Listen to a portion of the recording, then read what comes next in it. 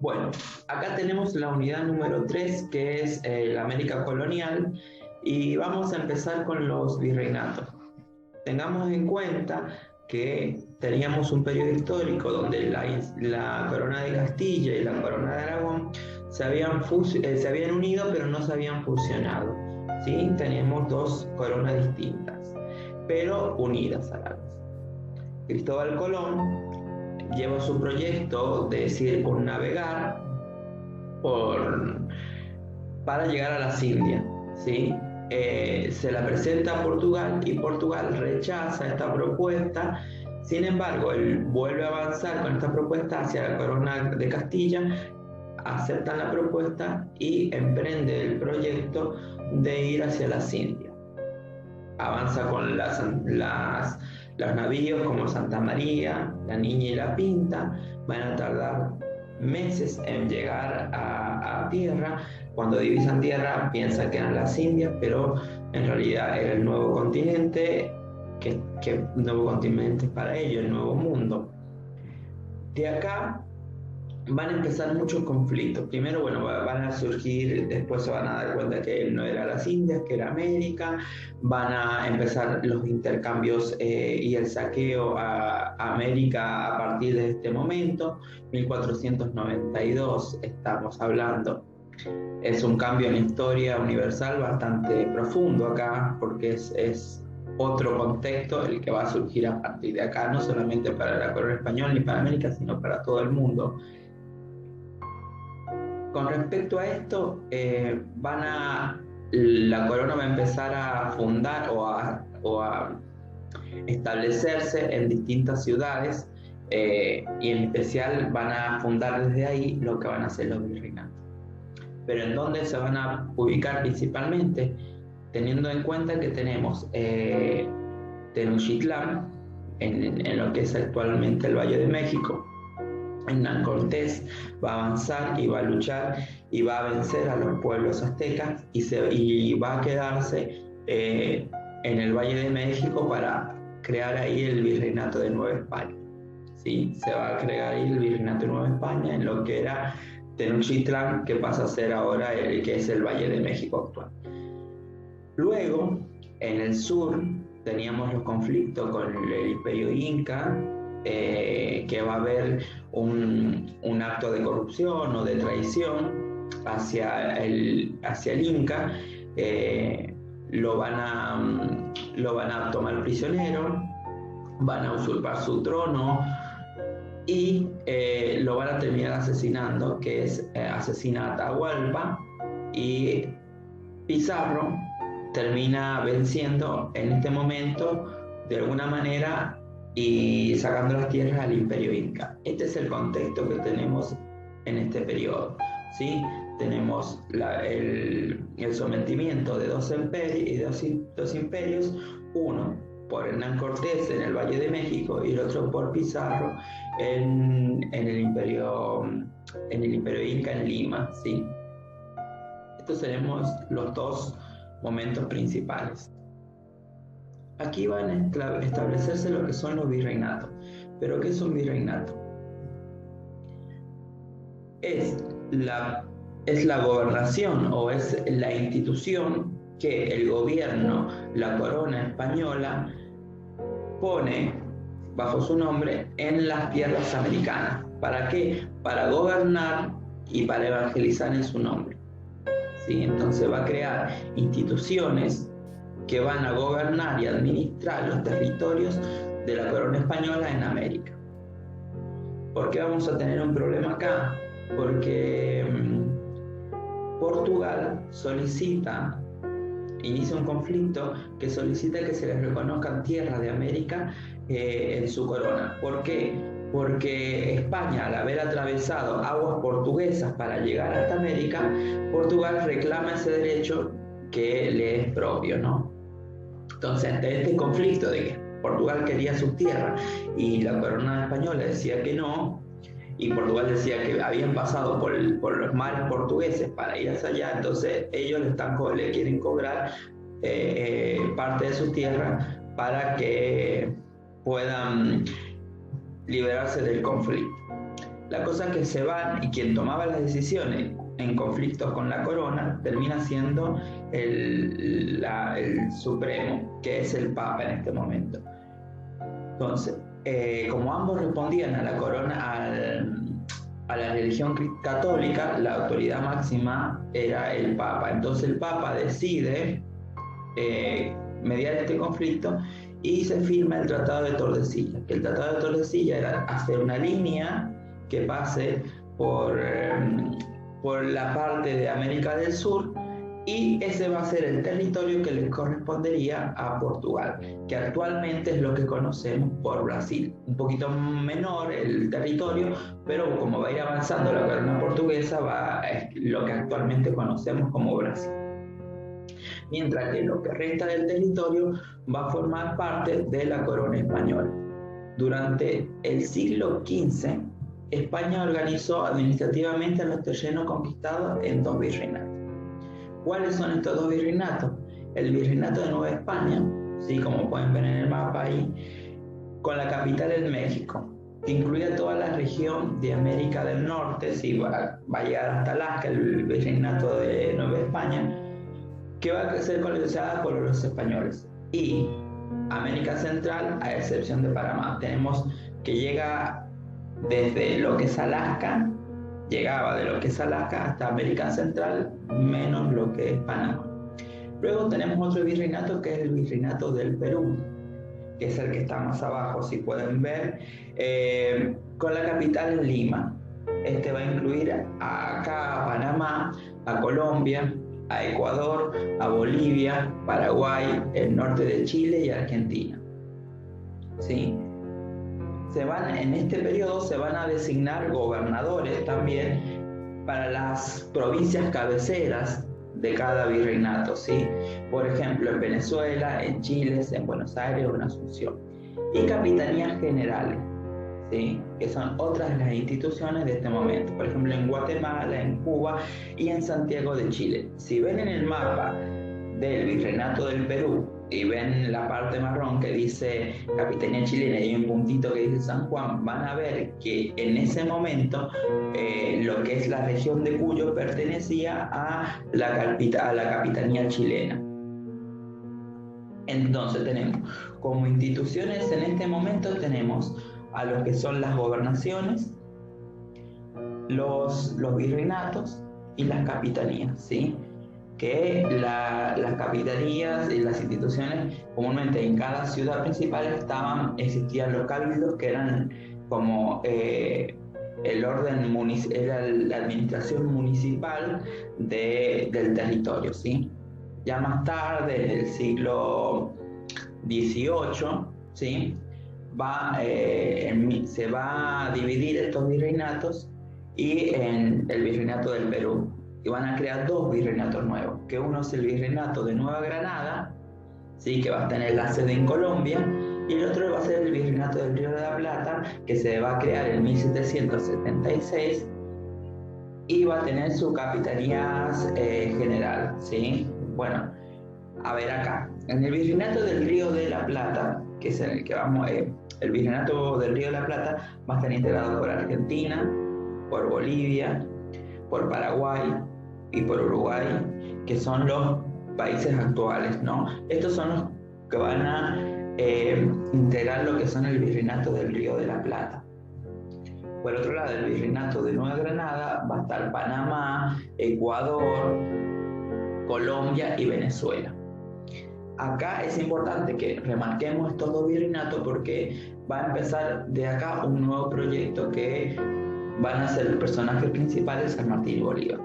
Pero con esta mirada de lo que son los virreinatos, cuántos virreinatos tenemos en América, hemos avanzado con la primera parte de esta unidad. El interrogante que surge aquí es cómo interpretamos este proceso histórico, si es un descubrimiento, si es un genocidio o si es un encuentro entre 2 mundos, ¿sí? Si es la conquista, si van a surgir distintas posiciones con respecto a este proceso histórico. Sí hay que tener en cuenta que es un proceso de mediana o de larga duración, que es lo que plantean los autores, que no es un hecho concreto de un instante donde se llega en 1492 y se descubre América como en la teoría, en la historia clásica, sino que es un proceso largo, el de conquista o el concepto de saqueo, o de cómo se los vayan a tomar los distintos autores, pero que es un proceso de larga duración que va a durar periodos bastante complejos a lo largo de la historia de América. En este proceso hay que tener en cuenta los distintos factores que van a intervenir en la conquista de lo que sería América. ¿Por qué? Porque desde Europa venían con nuevas tecnologías en el manejo de armas, en el desarrollo de armas, el uso de caballerías para las tropas, el avance en navíos y contando las enfermedades nuevas que caían al continente. Acá, a mediados de 1850 y principios de 1900, vamos a tener una producción histórica, de una interpretación de la historia que va a ser la historia más eurocentrista, tiene una mirada más pensada desde Europa para contar la historia latinoamericana, ¿sí? Es decir, que va a ser una historia de Latinoamérica que va a contar teniendo en cuenta las fuentes que son los relatos de los conquistadores, lo que los conquistadores fueron relatando o fueron contando a través de sus diarios, de sus escritos, ¿sí? O sus distintas formas de ver la historia que han ido dejando en el tiempo. Son las fuentes documentales que va a tomar esta historia eurocentrista para contar la historia de América. Esta es una de las primeras corrientes que va a tener la historiografía de la historia latinoamericana. Sin embargo, paralelamente va a empezar a surgir otra mirada, otra revisión de fuentes. Se van a ver las fuentes sobre los abusos de los indígenas, las fuentes sobre los juicios, las fuentes sobre las administraciones en los cabildos, distintas fuentes, además de los relatos de los conquistadores, los relatos también de los cronistas, las personas que viajaban y contaban sus crónicas y veían y anotaban lo que estaba sucediendo y lo guardaban en su diario de viaje. Esos relatos de los cronistas va a dar una nueva corriente, que es la corriente indigenista, de pensar la historia desde la mirada de los pueblos originarios. Es otra corriente a la que veníamos planteándonos. Y ya a mediados del siglo XX, tirando para 1950, vamos a tener otro proceso, otra mirada de historia de la misma línea indigenista, pero una historia más social que tiene que ver con el territorio y una historia enfocada hacia lo etnográfico, a la etnohistoria, ¿sí? A la historia de los pueblos. ¿Por qué? Porque se va a empezar a hacer un estudio más cualitativo, más centrado en lo que son los pueblos, cómo tomaron esta llegada de los colonizadores. De ahí nos vamos a dar cuenta de que esta historia tradicional que teníamos, que te decían que los españoles llegaban de una manera y los pueblos respondían de otra, de una forma totalmente homogénea, no es así. O sea, la forma en que los pueblos originarios se vinculaban con los conquistadores no era homogénea, sino que era totalmente heterogénea. Y acá van a surgir estas cuestiones de las tradiciones que van a tener el pueblo inca y que van a matar a Atahualpa por una traición del mismo pueblo inca, o en el pueblo azteca, ¿sí? La supuesta traición de Malinche para traicionar a Montezuma con Pizarro, ¿sí? Y cómo pueblos indígenas ayudaron a los españoles en lucha de la civilización que había avanzado sobre ellos. Por ejemplo, los distintos pueblos que habían sido conquistados por los aztecas van a estar del lado de los conquistadores para hacer que caiga el imperio azteca. Bueno, esta historia que va a surgir a mediados del siglo XX es la historia que tiene un carácter más social y más etnohistoria, sino una historia de los pueblos, sobre esta heterogeneidad de cómo los pueblos recibieron la conquista de los españoles. Otra corriente que va a surgir es la del giro lingüístico. El giro lingüístico se va a basar principalmente en la construcción de símbolos y signos para la interpretación de la historia. Acá vamos a tener un sistema de creencias donde, por ejemplo, muchas de las formas de las profecías o de las interpretaciones que habían tenido los pueblos pensaron que, por ejemplo, la llegada de los españoles eran parte de sus narrativas. Por ejemplo, lo del libro del Popol Vuh, que la serpiente emplumada se va para luego, y que promete en su profecía, promete regresar y vengarse. Cuando los pueblos ven llegar a los españoles con sus barcos, con sus plumas y con esos enormes navíos, pensaban que era la profecía que se había cumplido de la serpiente emplumada que había vuelto. Esto es un ejemplo de los múltiples casos que van a ver y que va a analizar esta historia enfocada y dándole este giro lingüístico de la interpretación de símbolos y signos para el desarrollo histórico. Entonces, para entender este proceso de conquista, tenemos que tener en cuenta que no es un solo proceso donde llega y se conquista por la fuerza, sino que hay muchos factores que van a permitir esta conquista, como por ejemplo factores demográficos, ¿sí?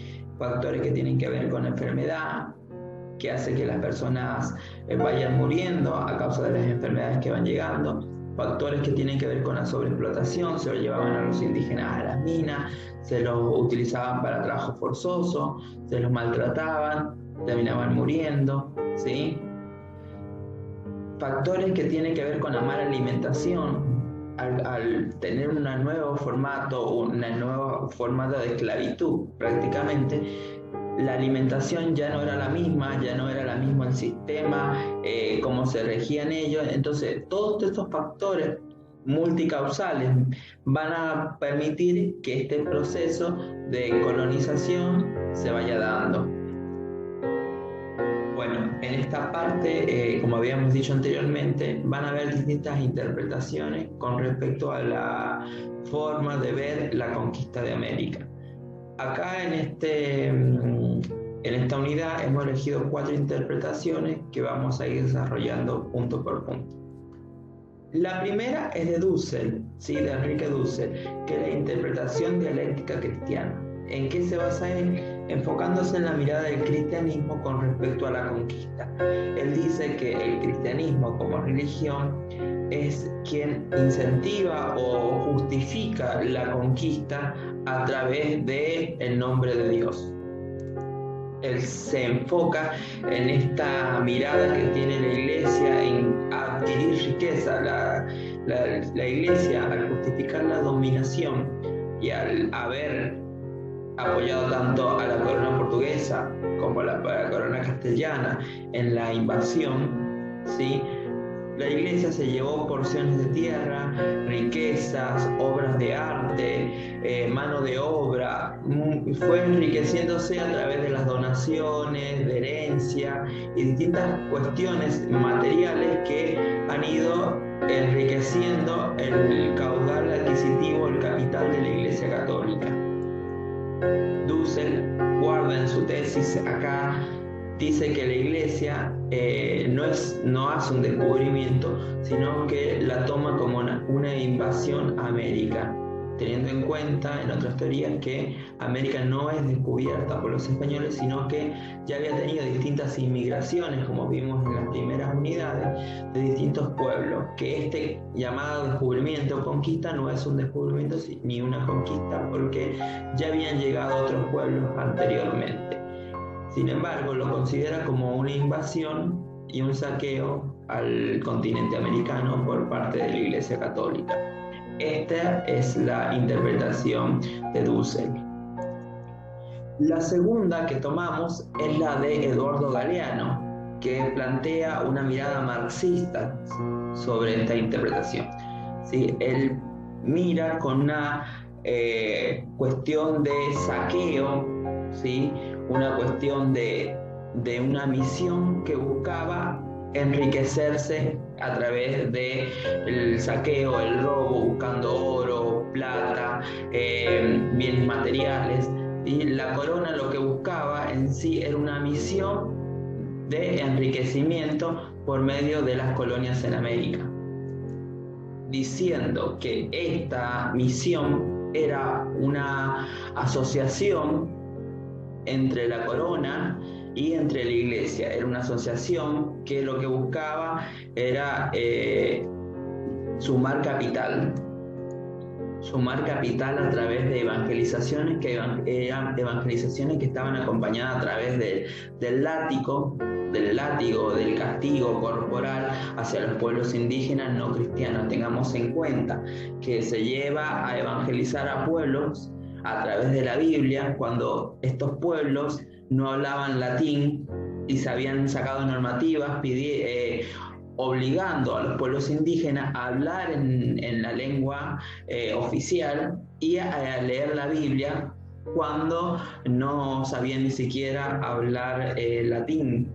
Entonces había mucho abuso y lo hacían trabajar en las minas para saquear el oro y llevárselo. En este momento, los indígenas tenían un sistema que era la mitad, que iban y trabajaban y 15 días y volvían a sus ayllus, pero sin embargo cuando llegan la conquista de los españoles llevan a los indios a trabajar a las minas y no vuelven porque terminan muriendo porque lo hacen trabajar de más. Hay una sobreexplotación. Cuando los indios trabajan les cobran, supuestamente les pagan, pero en ese pago les descuenta los materiales, los picos, las palas, los cascos, si usaban, no, cascos no tendrían, pero cualquier elemento que tenían además se lo usaban. Le cobraban además un impuesto por trabajar para la corona que tenían que pagar entonces, y el salario era mucho menor que los impuestos que tenían que pagar. Entonces el indio quedaba endeudado para el año que viene. Con su trabajo, en vez de ganar, acumulaba deuda. Este tipo de capitalismo y de saqueo, no solamente al territorio, sino a la persona, es lo que plantea Eduardo Galeano en su interpretación de la conquista, que era una asociación tanto de la Iglesia Católica como de la corona para saquear y robar a los pueblos americanos. Entonces, también aduce que estos pueblos que fueron un esplendor en su época, como las minas del Potosí, ¿no?, que sacaban oro y oro, por parte de este proyecto de capitalista que tenía la corona y la iglesia, actualmente son las ciudades más empobrecidas, porque con esta mirada capitalista que tuvieron, saquearon y dejaron en ruinas a las ciudades. Son como las ciudades de Potosí actualmente, de Sucre, ¿sí?, ciudades de Bolivia que han quedado empobrecidas a la actualidad a causa del saqueo masivo que tuvieron en los primeros periodos de la colonia. Entonces esta mirada de iglesia, corona y capitalismo es la tesis que plantea Eduardo Galeano en su interpretación. Bueno, la próxima tesis que se plantea es la interpretación católica y panista de Vicente Sierra, ¿sí? Él lo que hace es enfocarse en más o menos no ir tan en contra de la tesis de la mirada cristiana o marxista que tenían los anteriores, sino que él lo que dice es que sí, que bueno, había eso, pero que también hay que dar importancia en este proceso a las comunidades jesuíticas, ¿sí?, a los jesuitas que van a avanzar y van a llevar a cabo el crecimiento de universidades, de escuelas, de evangelización, que lo que van a tratar de hacer los jesuitas es evangelizar cuidando a los pueblos indígenas. Luego, con la expulsión de los jesuitas, esto va a seguir igual el ataque contra los pueblos originarios. Van a haber leyes que van a proteger a los indígenas, pero sin embargo no se les va a prestar importancia y nunca se van a aplicar esas leyes. Es lo que plantea Vicente, ¿no? pero que sin embargo hay que recatar y hay que dar importancia a la misión de los jesuitas en América. Y por último, tenemos la cuarta interpretación, que es la de la interpretación teológica pastoral, que tenemos por un lado a Juan Pablo II y a Francisco I, ¿sí? Que plantean esta mirada de perdón, o reconocen los pecados cometidos por la Iglesia Católica en este proceso de colonización que va a haber en América, y van a sacar sus definiciones, sus conclusiones sobre esto.